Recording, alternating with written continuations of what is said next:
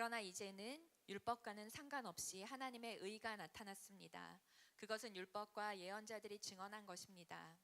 그런데 하나님의 의는 예수 그리스도를 믿는 믿음으로 통하여 오는 것인데 모든 믿는 사람에게 미칩니다. 거기에는 아무 차별이 없습니다. 모든 사람이 죄를 범하였습니다. 그래서 사람은 하나님의 영광에 못 미치는 처지에 놓여 있습니다.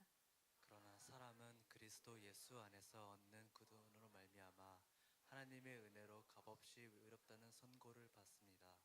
하나님께서는 이 예수를 속죄 제물로 내주셨습니다. 그것은 그의 피를 믿을 때 유효합니다.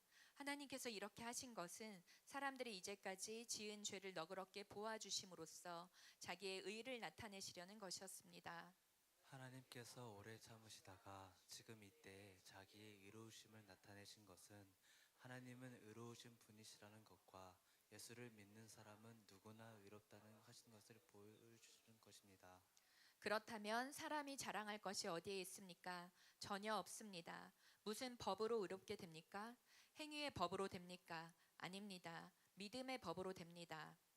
사람이 율법의 행위와는 상관없이 믿음으로 의롭다고 인정을 받는다고 우리는 생각합니다. 하나님은 유대 사람만의 하나님이십니까?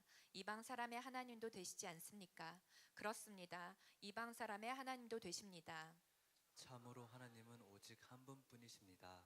그러므로 하나님께서는 할례를 받은 사람도 믿음을 보시고 의롭다고 하시고 할례를 받지 않은 사람도 믿음을 보시고 의롭다고 하십니다. 그러면 믿음으로 말미암아 우리가 율법을 폐합니까? 그럴 수 없습니다. 도리어 율법을 굳게 세웁니다. 아멘. 자리에 앉아 주십시오.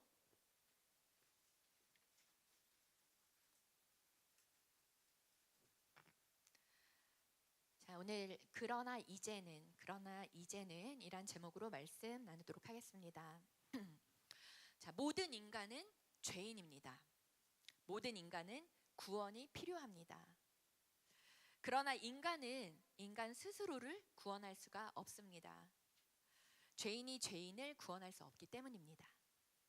우리 지금까지 쭉 살펴봤었던 로마서 1장, 2장 그리고 3장 앞부분의 내용입니다. 율법은 죄를 깨닫게 해줍니다. 그러나 죄의 문제를 해결해 줄 수는 없습니다. 예수님 당시에 가장 교양 있고 가장 경건한 사람들, 바리새인들이었죠.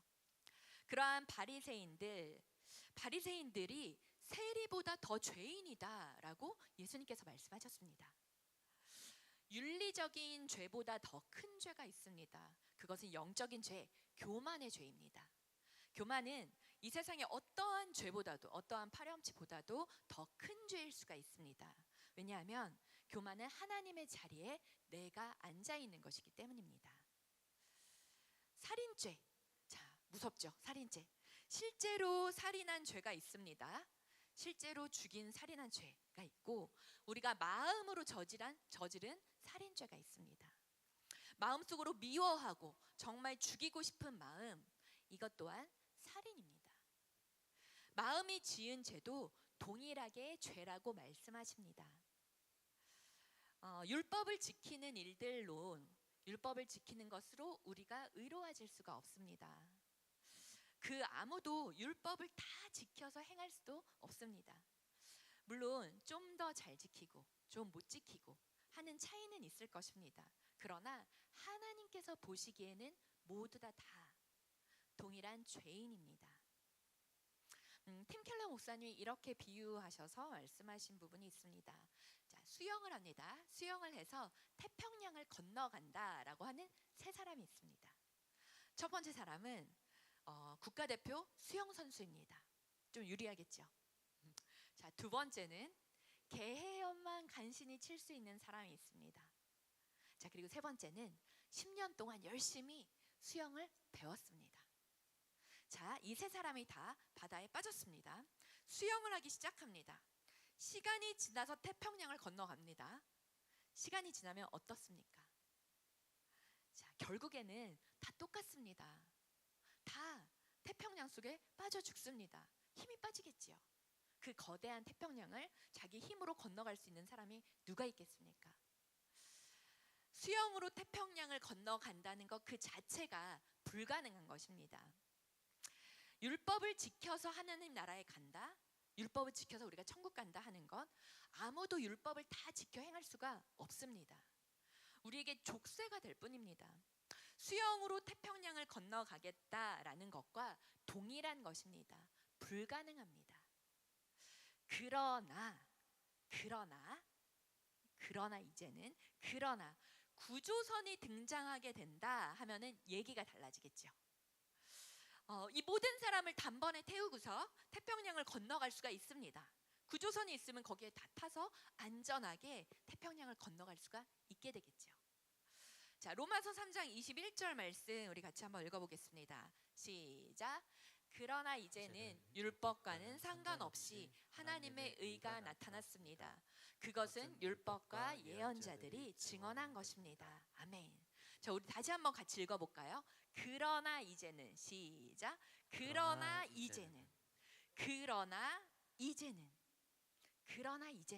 대반전이 여기에서 시작이 됩니다. 그러나 이제는 구조선과 같은 존재가 등장했습니다. 나타나셨습니다. 바로 우리 주 예수 그리스도이십니다. 율법이 아닌 의롭다함을 인정받을 수 있는 새로운 길, 완전한 길을 열어주셨습니다. 할렐루야. 자, 예수 그리스도의 십자가의 복음, 그 보혈의 능력이 바로 이 그러나 이제는으로부터 시작이 됩니다. 율법 외에 하나님의 의가 나타났습니다. 하나님의 의는 무엇인가요? 하나님의 의, 바로 우리 주 예수 그리스도이십니다. 그러나 예수님이 갑자기 나타나신 것은 아닙니다. 창세기 3장 15절 말씀, 창세기 3장 15절 말씀 제가 읽어드릴게요. 내가 너로 여자와 원수가 되게 하고 너의 자손을 여자의 자손과 원수가 되게 하겠다. 여자의 자손은 너의 머리를 상하게 하고 너는 여자의 자손의 발꿈치를 상하게 할 것이다. 자, 여기에서 뱀의 머리를 상하게 할 이 여자의 자손이 바로 예수님을 가리킵니다. 자, 두 번째, 이사야서 7장 14절 말씀, 이사야 7장 14절, 이건 같이 한번 읽어볼게요. 시작. 그러므로 주님께서 친히 다윗 왕실에 한 징조를 주실 것입니다. 보십시오, 처녀가 잉태하여 아들을 낳을 것이며 그가 그의 이름을 임마누엘이라고 할 것입니다. 하나님 우리와 함께 하신다. 임마누엘로 오신 예수님이십니다. 자, 또 한번 찾아볼까요? 다니엘서 9장 24절 말씀입니다. 다니엘서 9장 24절, 앞부분은 좀 생략하고 뒷부분 읽겠습니다. 제가 읽을게요. 이 기간이 지나가면 반역이 그치고 죄가 끝나고 속죄가 이루어지고 하나님이 영원한 의를 세우시고 환상에서 보이신 것과 예언의 말씀을 이루시고 가장 거룩한 곳에 기름을 부으며 거룩하게 구별하실 것이다. 아멘. 자, 오실 메시아, 오실 그리스도이신 예수님을 예언하고 있습니다. 성경 속에서는 수없이 예수님에 대해서 말하고 있습니다. 성경의 모든 말씀은 예수님을 향하여 나아갑니다. 성경의 어떠한 부분을 자르더라도, 성경을 펼쳐서 어느 부분을 자르더라도 거기에서는 예수 그리스도의 보혈이 줄줄 흐릅니다. 자, 그러나 이제는 하나님의 의가 나타났습니다. 그리스도이신 예수님이 바로 하나님의 의이십니다. 이 의는 헬라어로 디카이오스네라고 합니다. 디카이오스네. 하나님과의 바른 관계를 의미합니다. 이것이 의입니다. 인간의 죄로 인해서 하나님과의 관계가 깨어졌습니다. 이 하나님과의 깨어진 의, 즉 하나님과의 깨어진 관계를 원래대로 회복시키는 것이 바로 하나님의 의입니다. 고린도후서 5장 21절 말씀 같이 한번 읽어볼게요. 5장 21절 시작. 하나님께서는 죄를 모르시는 분에게 우리를 대신으로 죄를 씌우셨습니다. 그것은 우리가 그리스도 안에서 하나님의 의가 되게 하시려는 것입니다. 아멘. 자, 하나님의 의, 곧 죄 없으신 분, 죄가 없으신 유일하신 한 분, 하나님의 아들이신 예수 그리스도, 그분의 십자가 보혈의 의를 말하는 것입니다. 예수 그리스도께서 십자가에서 흘리신 보혈로 말미암아 우리의 죄가 용서함을 얻은 것입니다. 그래서 우리의 의가 아니라 예수 그리스도의 의, 이것을 하나님의 의다. 예수 그리스도의 십자가의 보혈을 하나님의 의다라고 하는 것입니다. 자, 의라는 한자어는요, 한자어로 오를 의자입니다. 오를 의. 오를 의를 한번 분석해서 살펴보면 위에 있는 부분은 양자입니다. 그리고 아래는 나아자가 있어요. 양자라 나아자가 합해져 있는 그 모습이 바로 오를 의자입니다.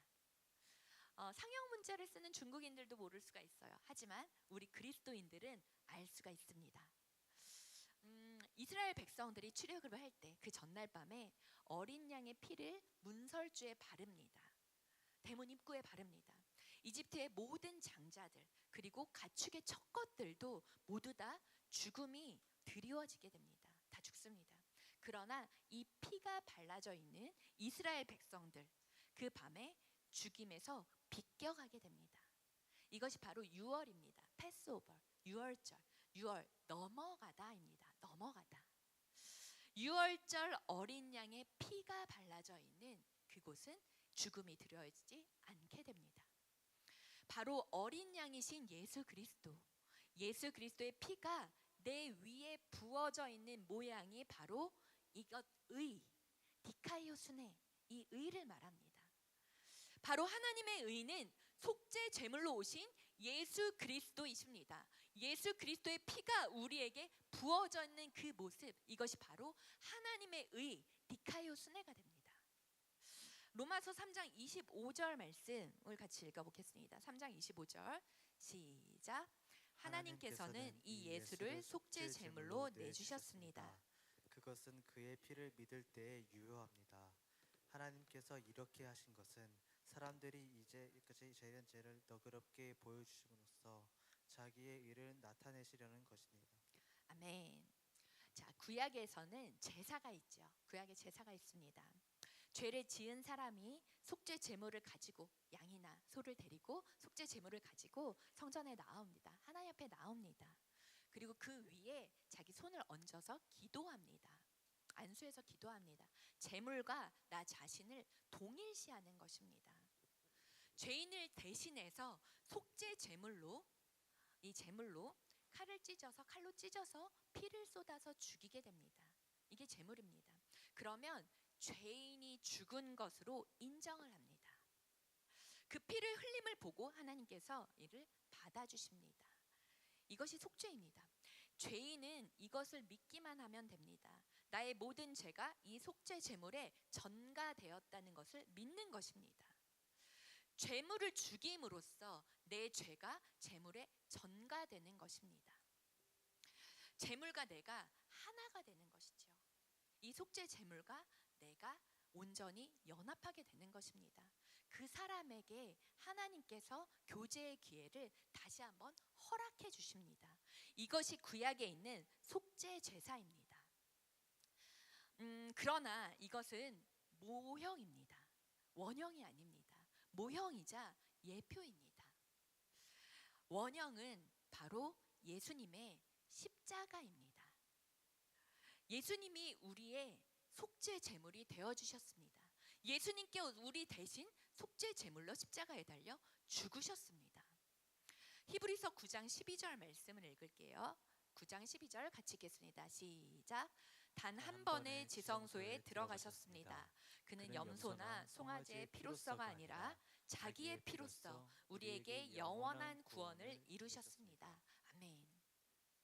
죄인이 나를 위해서, 죄인이 우리들을 위해서 예수님께서 이 땅에 오셨죠. 십자가에서 우리 대신에 제물이 되어 주셨습니다. 그 피를 흘리시고 죽으셨습니다. 이것은 예수님의 죽음이지만 그것은 죄인인 내가 죽은 것입니다. 제물이신 예수님과 내가 하나가 되는 것입니다. 예수님께서 십자가에서 죽으심으로 나도 죽은 것입니다. 우리가 고난주간을 지나고 부활주일을 지나고 지금 오늘 부활주일 이후의 첫 주일을 맞이합니다. 하지만 이 십자가의 속죄함 없이는 우리에게 부활의 생명이 없습니다. 이 십자가는 나를 위해 죽으신 예수 그리스도, 주님의 보혈이 흘러 그 보혈로 우리를 깨끗하다, 의롭다 여겨주신 것입니다. 이것이 바로 하나님의 의입니다. 마틴 로이드 존스 목사님께서 이렇게 말씀하셨습니다. 믿음이 있는 사람은 더 이상 자신을 바라보거나 자신에게 기대를 거는 사람이 아니다. 그는 더 이상 과거와 현재와 미래의 자기 모습에 주목하지 않습니다. 그는 주 예수 그리스도와 완성된 구원만을 바라보고 의지합니다. 아멘. 자, 나에게는 소망이 없습니다. 나를 바라보는 것이 아닙니다. 자신을 향한 그 시선이 이제 나에게서 벗어나서 오직 예수 그리스도를 향하는 것입니다. 예수를 바라보는 것이 바로 믿음이고 그것이 구원입니다. 자, 27절 말씀. 그렇다면 사람이 자랑할 것이 어디에 있습니까? 전혀 없습니다. 무슨 법으로 의롭게 됩니까? 행위의 법으로 됩니까? 아닙니다. 믿음의 법으로 됩니다. 아멘.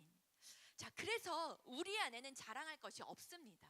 내가 이렇다고 내세울 것도 사실 없습니다. 사람이 한 것이 없기 때문입니다. 예수님께서 다 감당하셨습니다. 예수님께서 모든 것을 이루셨습니다. 여기에 어떠한 자랑이, 우리의 자랑이 있을 수가 없습니다. 율법과 은혜의 차이는 바로 여기에 있습니다. 자랑입니다. 은혜로 구원받은 사람은 내 자랑이 전혀 없습니다. 자기가 한 일이 아니기 때문입니다. 내가 한 일이 없기 때문입니다. 예수님께서 대신 다 이루신 일이기 때문입니다. 그러나 우리가 행위 종교, 율법에 묶여 있는 신앙은 자신의 행함을 자랑합니다. 내 직분을 자랑하고 내 사역량을 자랑하고 내가 한 어떠한 행함들을 자랑하게 된다면 그 사람은 아직도 은혜가 아닌 율법을 살아가고 있는 것입니다. 자, 에베소서 2장 8절 9절 말씀을 우리 같이 읽을게요. 에베소서 2장 8절 9절 시작. 여러분은 믿음을 통하여 은혜로 구원을 얻었습니다. 이것은 여러분에게서 난 것이 아니요 하나님의 선물입니다. 행위에서 난 것이 아닙니다. 그러므로 아무도 자랑할 수 없습니다. 아멘. 자, 믿음은 자랑할 것이 없습니다. 전적으로 하나님의 은혜입니다. 은혜의 구원은 예수님을 믿는 것입니다. 우리가 하는 것은 그 예수님께서 하신 모든 일들을 믿는 것입니다. 예수님 따로, 나의 믿음 따로가 아닙니다. 나의 믿음 그 자체가 구원이 되는 것이 아닙니다. 믿음 자체로서가 아닙니다.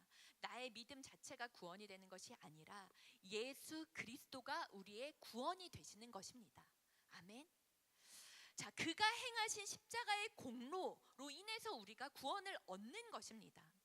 그래서 예수님을 마음에 영접하는 것, 예수님을 나의 삶의 주인으로 모시는 것, 예수님을 나의 왕으로 모시는 것이 바로 믿음입니다. 그리고 예수님께 온전히 순복하는 삶, 순종하는 삶, 이것이 믿음의 삶입니다. 항상 예수님과 연결시켜 주는 것이 바로 그 역할을 하는 것이 믿음입니다. 믿음을 어떻게 자랑하겠습니까? 자랑할 것이 없습니다. 31절 말씀, 오늘 본문의 마지막 절입니다. 같이 읽겠습니다. 시작. 그러면 믿음으로 말미암아 우리가 율법을 폐합니까? 그럴 수 없습니다. 도리어 율법을 굳게 세웁니다. 아멘. 자, 믿기만 하면 되는 거 아니냐? 말씀 내가 꼭 이것을 지켜야 되는 믿음으로 되는 거 아니냐? 아닙니다. 그럴 수가 없습니다. 믿음은 순종을 불러 일으키게 됩니다. 오히려 율법을 굳게 세우게 됩니다. 자, 너는 죄인이야 라는 것을 설득하는 경우를 볼 수가 있습니다. 나는 죄인인지 모르겠는데 너 죄인이야. 너 거짓말했지. 너 거짓말 몇 번이나 했어? 봐봐, 거짓말했잖아. 너 죄인이야. 그 맞죠? 저 죄인입니다. 죄인인 것을 인정했습니다. 자, 그렇다면 이것이 죄인이다라고 믿는 것일까요? 인정한 것이지 이것은 믿음의 차원이라 다른 것입니다. 자, 여러분, 죄인인 것을 알았습니다. 그러나 내 죄에 대한 어떠한 애통함이 없습니다. 내 죄로 인해서 이거 어떻게 해야 합니까 하는 그러한 애통한 고통이 없습니다. 이것은 단지 내가 머리로 인정하는 것입니다. 그냥 머리로 아는 것입니다. 그렇지, 나는 죄인이지. 그래, 오케이, 그치, 죄인이지. 나도 죄인, 너도 죄인. 우리가 이렇게 그냥 머리로 인정한다고, 깨닫는다고 이것은 믿음이 되는 것은 아닙니다. 죄인인 것을 알았습니다. 하지만 이제 보십시오. 우리가 내가 죄인이라는 거 머리로 알았다. 여기까지. 또한 더불어서 한번 생각해 보십시다. 전도를 합니다. 전도를 할 때 믿음을 설득하려고 하죠. 오늘 밤에 너 죽으면 지옥 간다. 오늘 밤에 정말 오늘 딱 목숨이 끊어진다. 만약 이랬을 때 너 그러면 지옥 갈 수 있어. 예수님을 시인하고 죄사함을 받으면 하나님의 자녀가 되는 거야. 그러면 천국 간다. 이렇게 얘기를 해요. 그러면 무서워. 나 예수님 믿을게. 믿을 거야. 천국 가야죠. 아, 그래, 할렐루야. 축하합니다. 하나님의 자녀가 되었습니다. 자, 이렇게 많이 합니다. 그렇다면 이 사람이 예수님을 믿고 구원을 얻은 것일까요? 아직 모릅니다. 믿는다, 영접했다라고 말하지만 이것은 그렇게 듣고 오케이, 그럴게, 인정한 것이지 믿는다라고 말하기는 아직 어렵습니다. 믿으면 반드시 삶의 변화가 있습니다. 우리가 정말 예수님이 그리스도이시라고, 나의 구원자이십니다라고 믿으면 반드시 따라오는 것은 우리의 삶의 변화입니다. 왜냐하면 주인이 바뀌기 때문입니다. 예수 그리스도께서 우리의 삶의 주인이 되신다, 우리가 고백한다면 주님이 나의 구원자이십니다. 주님이 나의 왕이십니다. 주님이 나의 주인이십니다. 우리가 믿음으로 고백한다면 반드시 따라오는 것은 우리의 삶의 변화입니다. 우리가 믿는다는 것, 아는 것과 믿는 것은 다릅니다. 믿으면 우리의 삶 자체가 달라질 수밖에 없습니다. 로마서 10장 9절 말씀 같이 한번 읽을게요. 시작. 당신이 만일 예수는 주님이라고 입으로 고백하고 하나님께서 그를 죽은 사람들 가운데서 살리신 것을 마음으로 믿으면 구원을 얻을 것입니다. 자, 이 로마서 당시 이 시대의 시대적 배경을 한번 살펴볼게요. 예수님 그리고 로마의 황제. 자, 주인이 누구인가라는 질문이 있었던 이 당시에는 살고 죽는 그러한 목숨이 달려 있는 고백이었습니다. 예수가 주라고 시인하게 되면 십자가형에 처했습니다. 예수가 주라고 고백을 하게 되면 사자굴에 던져졌을 당시입니다. 목숨이, 생사가 왔다 갔다 하는 문제입니다. 실제로 이 당시에 순교했던 사람 어마어마하게 많습니다. 초대교회 시절이죠. 자신들의 자식이 정말 불에 태워져도 신앙을 저버리지 않았습니다. 나의 부모가 사자밥이 되어도 믿음이 흔들리지 않았습니다. 왜냐하면 천국의 소망이, 하늘의 소망이 이들에게 있었기 때문입니다. 이 죽음을 넘어 부활의 신앙이 있었기 때문입니다. 그런 상황 속에서 내가 예수를 주로 시인할 수 있는가? 이것은 목숨이 걸려있는 문제였습니다. 믿는다는 것은 목숨을 거는 일입니다. 믿는다는 것은 내 삶을 거는 일입니다. 이것이 믿음입니다. 이것이 믿는 것입니다. 그런 상황 속에서도 내가 예수를 주로 시인할 수 있는가? 오늘 우리 자신에게 한번 던져야 하는 질문입니다. 예수님과 온전히 연합하는 것이 믿음입니다. 예수 그리스도의 십자가에서 나도 죽고 나도 죽는 것, 그리고 예수님과 함께 살아나는 것, 나의 삶이 부활의 새 생명으로 다시 살아나는 것, 이것이 바로 믿음입니다. 그렇기에 믿음은 곧 순종입니다.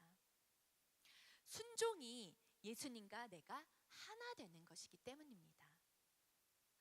예수님과 우리를 하나로 묶어주는 끈, 예수님을 바라보게 하고 하나 되게 하는 것은 바로 순종하는 믿음입니다. 로마서 1장 5절 말씀 제가 읽어드릴게요. 우리는 그를 통하여 은혜를 입어 사도의 직분을 받았습니다. 그것은 우리가 그 이름을 전하여 모든 민족이 믿고 순종하게 하려는 것입니다. 아멘. 자, 믿으면 순종하게 됩니다. 예수님을 진실로 나의 주인으로 모시면 순종하게 됩니다. 하나님의 말씀에 순종하지 않는 것은 사실상 하나님을 믿지 않는 것입니다. 하나님을 사랑하지 않는 것입니다. 사랑하면 순종하게 됩니다. 믿으면 순종하게 됩니다. 자, 그렇죠. 사랑하는 사람의 말은 듣게 됩니다. 사랑하면 그 말을 따르기 마련입니다. 그러나 사실 쉽지는 않습니다.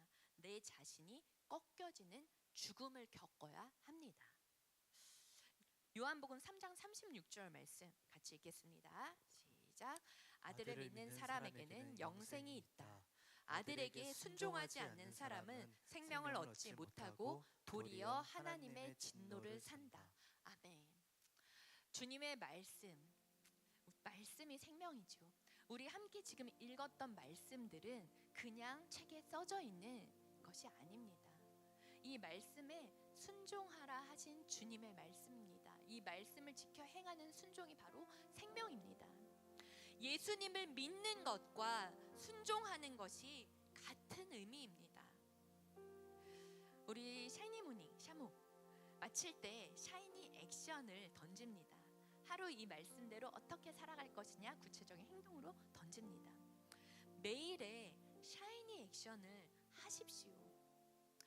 말씀을 묵상하고 말씀을 듣고 말씀을 묵상하고 또 오늘 설교 시간에 주신 하나님의 말씀을 듣고 오늘 하루를 말씀으로 실천할 구체적인 항목이 있어야 합니다. 이 말씀이 그냥 추상적인 말씀으로 끝나는 것이 아니라 오늘 하루 나의 삶 가운데 하나님께서 말씀하시고 나의 길을 인도해 주시는 말씀을 따라가는 것입니다. 그래서 나의 행동으로 이 말씀이 표현되고 나타나야 합니다. 이것이 믿음의 삶입니다. 우리 그 행할 것들을 하나하나 기록을 해봅시다. 기록합시다. 이렇게 기록해서 나의 행함으로 가져가는 건 분명히 삶의 변화를 주십니다. 이 삶의 변화가 필요해요. 이 삶의 변화가 바로 믿음의 삶입니다. 믿음은 예수님을 나의 삶의 주인으로 모시는 것입니다. 오직 주님의 말씀에 순종하며 걸어가는 삶입니다. 나의 삶을 주님께 맡기는 것입니다. 이것이 예수님을 믿는다는 것입니다. 하나님은 우리를 그리고 교회를 예수 그리스도의 피값으로 사셨습니다. 이 말은 예수님이 나 대신 죽으시고 그 생명을 다 하셨다는 것입니다. 그 피를 다 흘려서 나를 사셨다는 것입니다. 나를 살리셨다는 것입니다. 예수님이 나 대신 죽으신 것입니다. 그래서 우리를 교회를 피값이라고 하는 것입니다. 우리가 그런 존재들입니다. 교회는 그러한 존재입니다. 나 한 사람은 그러한 존재입니다. 주님의 사랑이 아닐 수가 없죠. 주님의 생명입니다. 예수님께서 그 피를 다 흘리심으로, 십자가에서 그 피를 다 흘리심으로 우리를 깨끗하게 하셨습니다. 우리를 모든 죄에서 용서해 주셨습니다. 우리의 모든 죄를 사하여 주셨습니다. 할렐루야. 그리고 말씀하십니다. 내가 너를 정결하게 한다. 내가 너를 깨끗게 하였다. 너는 나의 자녀다. 너는 나의 사랑이다. 너는 나의 신부다. 너는 나의 것이다. 주님께서 우리에게 그렇게 말씀하십니다. 우리는 그러한 존재들입니다. 주님의 생명으로 사신 바, 주님이 나의 구원자이십니다. 나의 주인이십니다. 나의 왕이십니다. 나는 주님으로 말미암아 삽니다. 나는 주님께 속해 있습니다. 나는 주님과 연합한 자입니다. 나는 주님과 하나입니다. 우리의 삶은 그러한 삶입니다. 이것이 바로 믿음의 삶입니다. 그러나 이제는 이제 우리가 가야 할 길은 값없이 주신 그 십자가의 능력을 우리가 붙잡고 믿음으로 순종하며 걸어가는 것입니다. 이 한 걸음이 믿음의 한 걸음, 믿음의 삶입니다. 주님 앞에서의 삶, 예수 그리스도의 십자가 보혈의 능력, 그 복음 안에서, 이것이 복음입니다. 그 복음 안에서 진정한 은혜의 삶을 누리며 살아가는 우리 라이트하우스 홍대 이곳에 있는 모든 예배자들 되시기를 주님의 이름으로 축원합니다. 아멘. 우리 자리에서 일어나셔서 함께 믿음을 고백하도록 하겠습니다.